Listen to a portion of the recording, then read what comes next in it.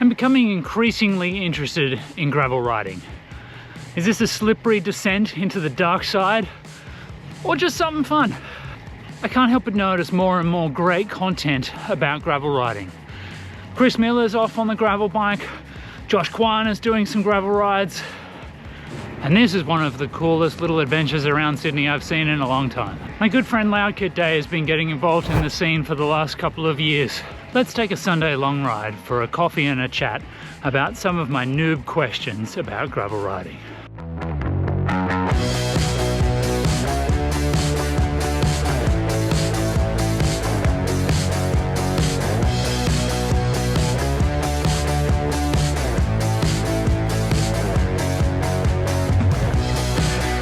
There's this little KOM near my buddy's house called the Edie Ave Grinder. He's been king of the mountain for the longest time, but recently some guy came and took it off him. I said next time I'm here I'm gonna have a crack. So let's have a crack.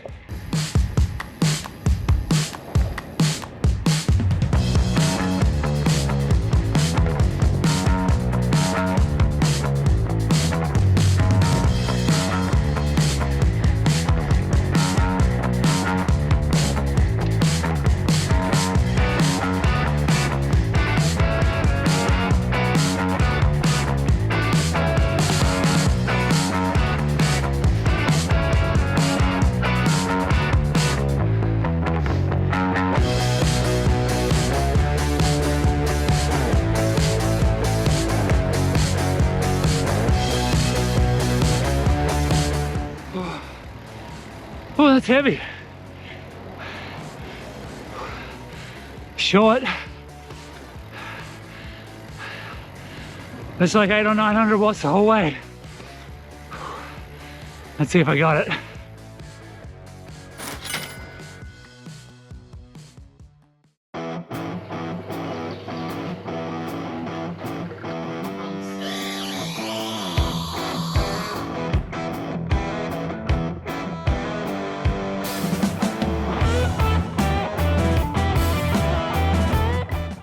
Okay, so Joe has been kind enough to give me a coffee, but I'm going to ask him a few questions about gravel, see if I can get started in the right way. First question that I've got is, what is the main difference between riding on gravel compared to riding on road? Body position matters, I think, but mostly it's just about finding that center point, right? On the road, it feels a little different, but when you corner on a bike, on a road bike, you feel that sort of pocket, for lack of better description, getting into the pocket. On gravel, you're always trying to find that pocket. So where you position yourself over the bike really kind of matters, in my opinion. I think mostly where you find the biggest differences is just your mind and trusting what's happening. If you're a road cyclist, you go back to like when you would do a really fast descent and really, pinning in a corner and feeling like you're gonna fall off the bike or feel like you're gonna lose control. Gravel riding feels like that almost all the time until you get used to it, and then all of a sudden you find the pocket of what does it mean to corner, what does it mean to go into any sort of scenario where it feels a bit squirrely. But yeah, terrain changes a lot, so you really have to be attentive, really aware of what's happening all the time. You cannot get complacent at all. So one of the big problems that I've got getting into gravel riding is I don't have a gravel bike. It's something that I need to tick off. I'm used to riding a pretty optimized rig, but what should I think about when looking to buy or get started with a gravel bike? With this one, bike riding and the style of bike you ride matters. Then you basically ride a Lamborghini, so for you, going and trying to buy a gravel Lamborghini is going to be a nightmare, especially to try it out. But I think the best advice I could give anybody when trying gravel, don't go low end. You will probably be pissed off if you drive a Lamborghini and then go try to drive a Corolla. But mid-range, something that has decent componentry. I flipped to a one-by. I'm a big advocate of that full stop kind of now. I really dig the one-by simplicity and only having to think about your rear changing. And I would look at that probably as well as a mid-range group set on a decent bike. It don't have to be carbon. I would definitely move away from it. I ended up getting a carbon bike, got the Focus, but for the value piece. But yeah, mid-range all around, I'd say on a gravel bike, because they get beat up. you can really just screw them up probably pretty quickly based on riding through dirt and gravel and mud and all the things that you put through it. Electronic could be a thing. I would probably say 50-50 on that. If you can get a good deal on electronic, it's worth it. But you do go through water, you go through a lot of stuff, so your headspace on that could get a bit messy. You know, if you have failures in the middle of nowhere, you're better off with mechanical. So just depends on what you're willing to kind of get away with. But yeah, I'd start mid-range, and you know, you don't want to spend too little, but not too much unless you're totally into it. Getting started, I got 2 questions for you. One, where do you think that I should ride in Sydney just to get a feel for it? And 2, if I'm going to tick off that goal of mine this year and do a gravel event, what is a good beginner gravel event that I should try? Gravel riding in Sydney is nearly impossible.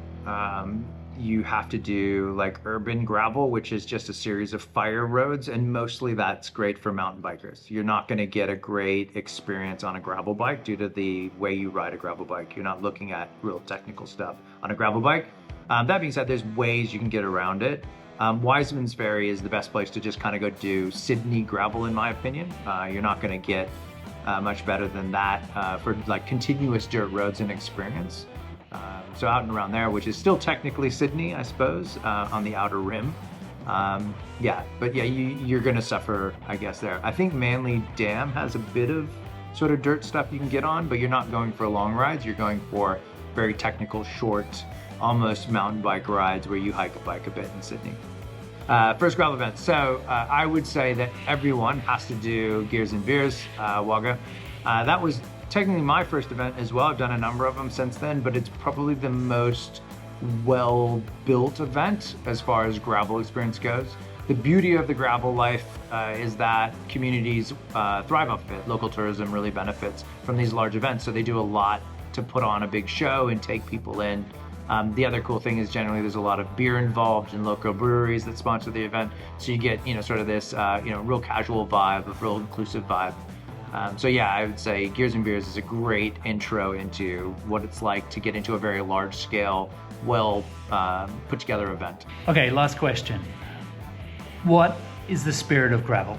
Gosh, this is going to be tough because I didn't make it up, right? So my perspective on this is it's about the community of doing something for the fun of it, right?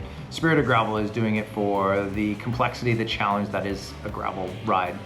You could have the spirit of anything in mountain biking or road cycling, but in gravel it's very much like that sort of soul surfy, get out there and just get after it in the best way you possibly can. There's no wrong way to do it, but you're doing it for you and you're doing it for the community of people you're with. So that's my takeaway on spirit of gravel.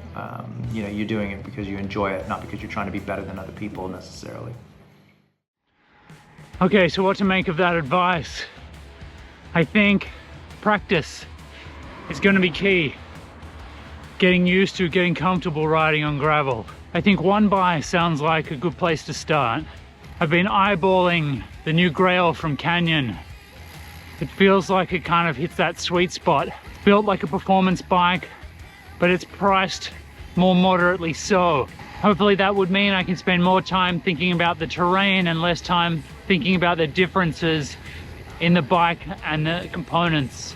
It would mean a switch from Shimano to SRAM. I know there's going to be some differences here, but hopefully that's something I can overcome, especially on a 1x rig. Gears and Beers and Wagga seems to be the hot tip for the maiden voyage, the debut into gravel. This aligns with what I was thinking, so I reckon we maybe give that a go.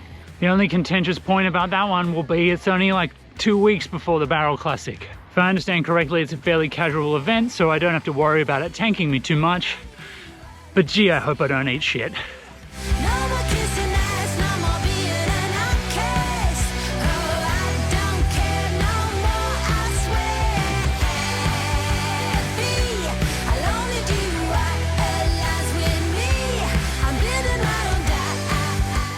I really hate coming this way because the road is so sketchy. No shoulder, 80 kilometers. It's gnarly to ride. It pops you out at the top of the Bahai Temple, which is pretty good to take a look at. But more importantly, it's going to drop me on the descent of one of Sydney's newest KOMs. Now, I wouldn't necessarily say this is a new KOM. It's Monavale Road. It's been here for ever and a day. But the road works, the reconstruction of Monavale Road is finally finished. It was closed for cyclists for such a long time, but now the climb and the descent are both open. I did the climb this morning. There was an accident on there, so it was pretty crazy and gnarly. I didn't film. I will go back. I'm keen to have a proper crack at that KOM and see how we go, see if we can post up a good time on it. But I'm going to capture the descent now. It's fairly scenic, nice smooth road, picturesque, worth checking out if you're in the area, as long as you don't mind the gnarly approach.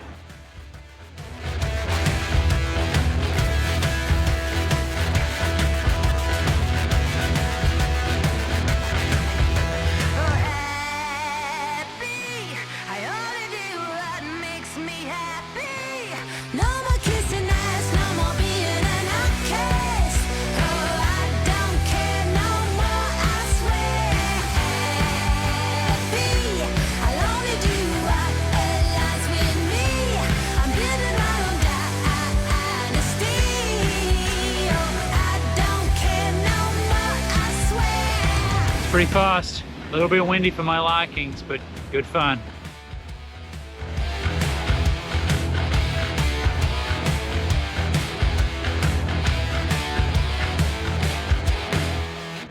Okay, that was something a little bit different this week. Really hope you enjoyed this interview style format. Let me know if it's something you'd like to see more of in the future. As of filming this, I'm just a touch under 1,000 subscribers. I think maybe if we can hit that 1,000, a gravel bike might be the perfect celebration. What do you think? I still have a fair bit of thinking to do around which bike exactly I might go for, but it seems pretty clear that if I can get that sorted, that Gears and Beers in Wagga is probably the best place to go and give it a crack. Have you experimented with gravel riding? What are you riding on gravel? How did you find the transition from road cycling into gravel cycling? I'd love to hear your thoughts. Feel free to drop them in the comments. Other than that, folks, until next time, see ya!